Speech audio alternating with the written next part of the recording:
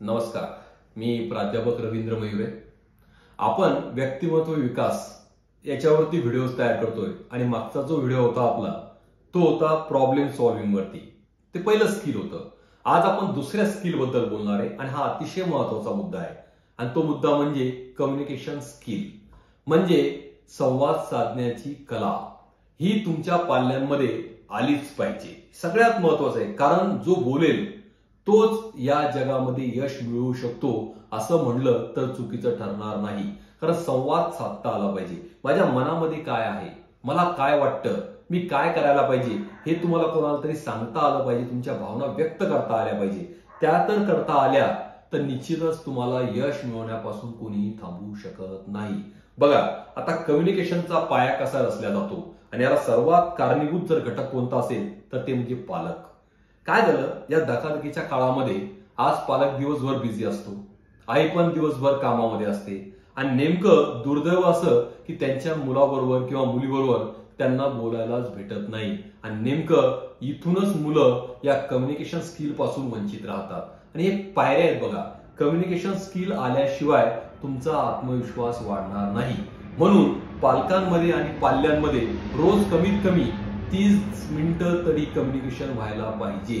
Communication झाल्यामुळे काय होतं, मुलांच्या मनामध्ये ज्या काही अडचणी असतील, जे काही प्रॉब्लेम असतील ते आपल्या पालकांना सांगायला सुरुवात करतात आणि एकदा पालकांना त्यांनी सांगितलं आणि त्याच्यावर त्यांना सोल्युशन जर मिळालं तर निश्चितच तुमच्या मुलांचा किंवा मुलीचा विश्वास तुमच्यावरती बसतो आणि एकदा का विश्वास निर्माण झाला त्या ठिकाणी तुमचं नातं घट्ट व्हायला सुरुवात होते. बघा, कम्युनिकेशन स्किल जरी मुलाचं किंवा मुलीचं वाढत असलं तरी नातं घट्ट तुमचं होतंय.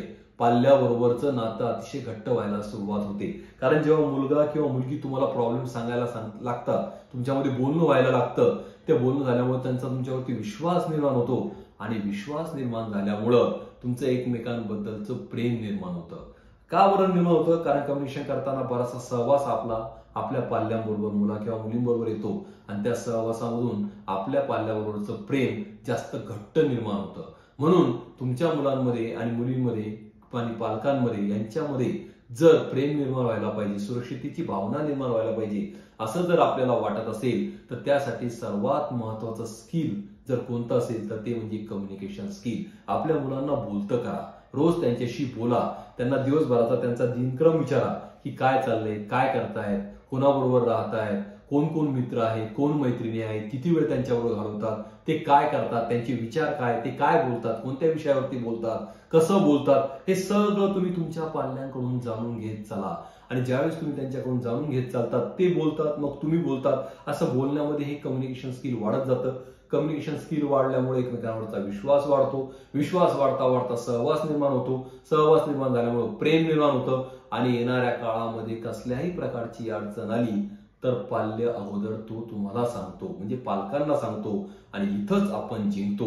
आणि अशा प्रकारे हा व्यक्तिमत्व विकासाचा दुसरं पाऊल आहे की त्याच्यामध्ये कम्युनिकेशन स्किल निर्माण व्हायला पाहिजे. कम्युनिकेशन स्किल म्हणजे काय, त्यांनी कुठेतरी स्टेजवर जाऊन एखादा स्पीचच द्यायला पाहिजे असं गरजेचं नाही, पण 4 लोक आपण एकत्र बसलो तर त्या ठिकाणी त्याला बोलता आलं पाहिजे. बऱ्याच घरांमध्ये मी बघतो की काही पाहुणे जर आले तर मुलांना दुसऱ्या रूम मध्ये पाठवून देतात. ते त्यांच्या गेस्ट बरोबर त्यांना बोलूच देत नाही आणि नेमकी ही सर्वात मोठी चूक आपण करतो. त्याला त्या गेस्ट बरोबर तिथे घेऊन आपण बसायला पाहिजे, त्याला देखील त्यांच्याशी बोलू दिलं पाहिजे, त्याचा आत्मविश्वास वाढू दिला पाहिजे.